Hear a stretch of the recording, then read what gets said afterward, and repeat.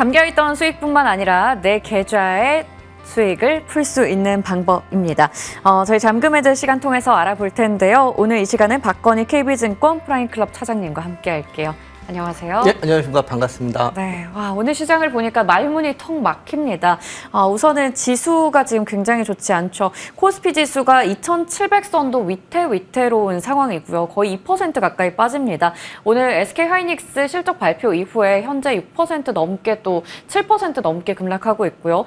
오늘 삼성전자도 마찬가지로 큰 낙폭을 보여주고 있습니다. 코스닥 지수도 800선 아래에서 움직이고 있는 10시대인데요. 저희 시간 통해서 종목에 대한 전략 꼼꼼히 챙겨가시길 바라겠습니다. 그럼 먼저 머니맵 열어서 흐름 체크하고 가도록 할게요. 오늘 삼성전자는 말씀드린 것처럼 1.8% 정도 하락하고 있고요. SK하이닉스 낙폭이 상당합니다. 7%가 넘게 내려가고 있고 한미반도체, 리노공업 그리고 나머지 소부장도 함께 좀 밀리고 있는 구간입니다. 이외의 종목들 빨간불 들어와 있는 것들을 찾기가 참 어렵기도 한데요. 제약바이오 안에서 셀트리온 그룹주 그래도 3% 넘는 강세 셀트리온이 보여주고 있고요. 오늘 실적 발표 앞두고 있는 현대차 3% 가까이 내리고 기아도 함께 하락하고 있습니다. 이외에 네이버, 카카오가 오늘 좀 강세를 보이고 있다라는 게 특징적이고요. 워낙 어려운 시장이다 보니까 최근에 통신 쪽이 많이 올라오고 있는 것으로 보입니다. 조선 쪽은 오늘 다 같이 쉬어가고 있긴 한데요. 저희 AS 통해서 더 이야기 나눠볼게요.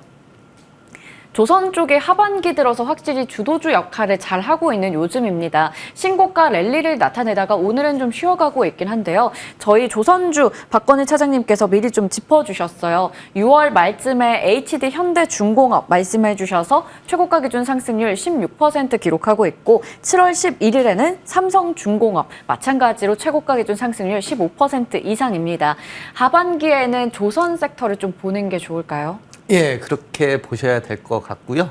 좀 나아가서 한 2025년도까지도 저는 괜찮다고 보는 것 중에 하나가 수주가 실적으로 변하는 시기가 하반기, 한 3분기, 4분기부터 본격적으로 이렇게 실적 가시화가 될 걸로 보이고요. 사실 조선주의 그 상승 모멘텀은 수주보다는 실적이었다. 그리고 요즘 장세가 또 실적이 또 잘 나와야지만 좀 잘 가는 이런 장세이기 때문에 뭐 3분기, 4분기 실적을 모멘텀으로 해서 조선주가 더 돋보일 수 있는 이런 것이 되기 때문에 뭐 지속적으로 보유하고 예, 관심 가지셔도 될 걸로 이렇게 보입니다. 네, 지속적으로 관심을 가져도 좋을 것으로 또 말씀해 주셨어요. 그러면 오늘같이 또 눌린 구간에서는 또 매수로 대응해도 괜찮다라고 보시는 거죠? 네, 맞습니다. 네, 좋습니다. 조선주에 대해서 저희 AS 먼저 받아봤고요. 그러면 오늘의 잠금 해제 종목들 하나씩 풀어보겠습니다. 시장 상황을 보니까 지금 좀 답답하기도 하고 무섭기도 합니다. 일단 여기서 또 우리가 증시 피난처로 활용할 수 있는 종목이 뭐가 있을까 봐야 될 텐데요. 안정적인 종목이 될 수 있을까요? 삼성바이오로직스, KCDMO의 위력을 보여준 게 이번 실적 발표였습니다. 첫 번째 투자 포인트 열어보도록 할게요.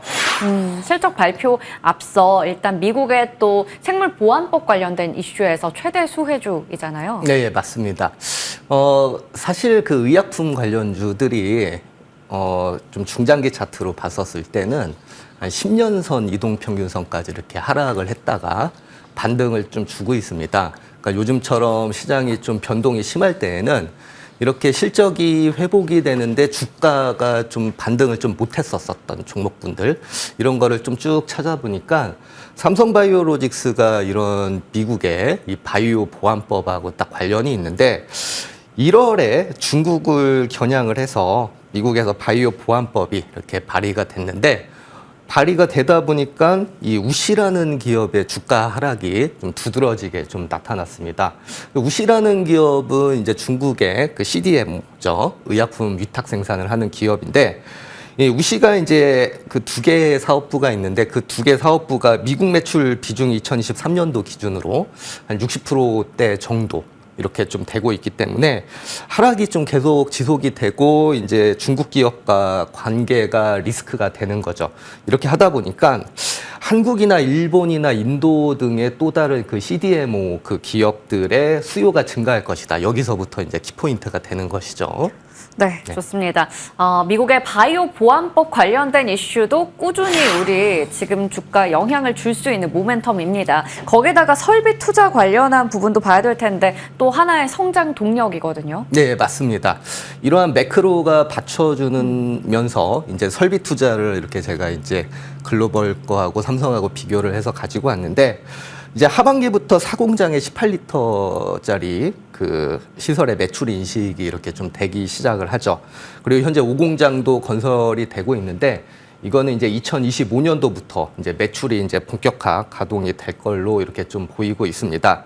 따라서 이런 앞에서 설명드렸듯이 바이오 보안법의 추진에 의해서 이제 중장기적인 수혜가 기대가 되는데 사실 이 설비 투자를 해도 기업이 뭐 실적 회복이라든지 가이던스가 좋지 않으면 이게 다 비용으로밖에 처리가 안 될 수도 있거든요.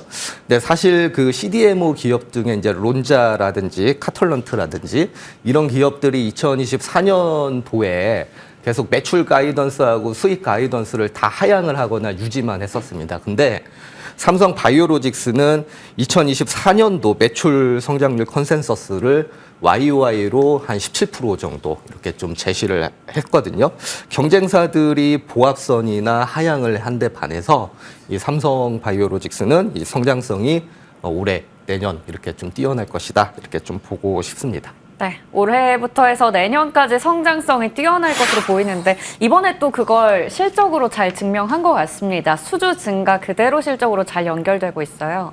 예, 맞습니다. 이 삼성 바이오로직스가 사실은 수주가 증가하는 거는 투자자분들이면은 누구나 다 아시는 이런 거가 될 것 같아요.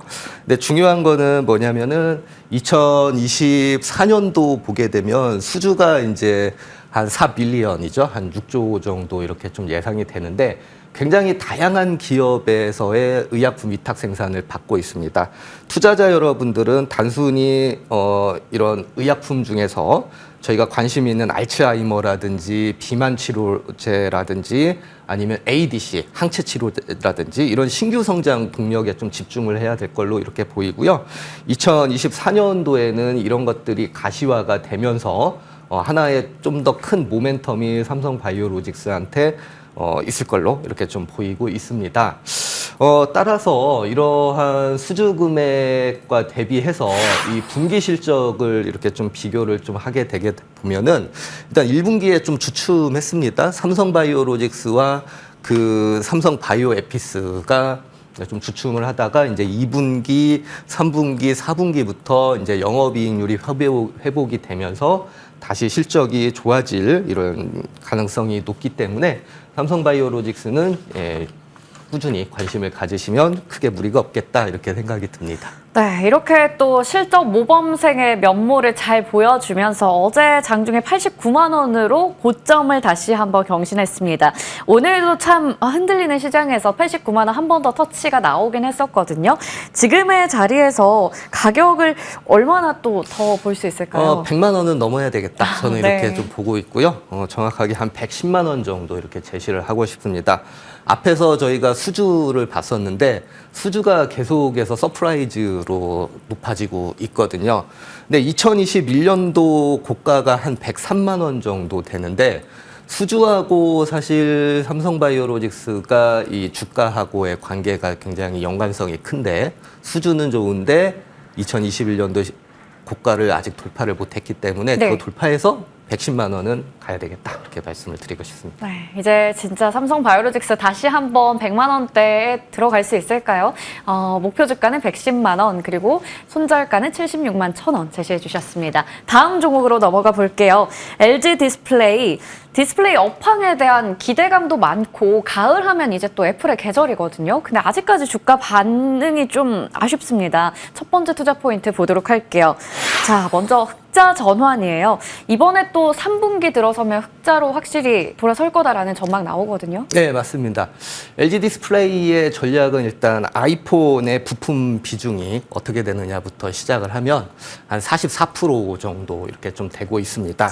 이 44%가 이제 아이폰의 판매량이 증가를 하기 시작을 하면 이 실적으로 이제 증명이 이렇게 좀 될 걸로 보이고요.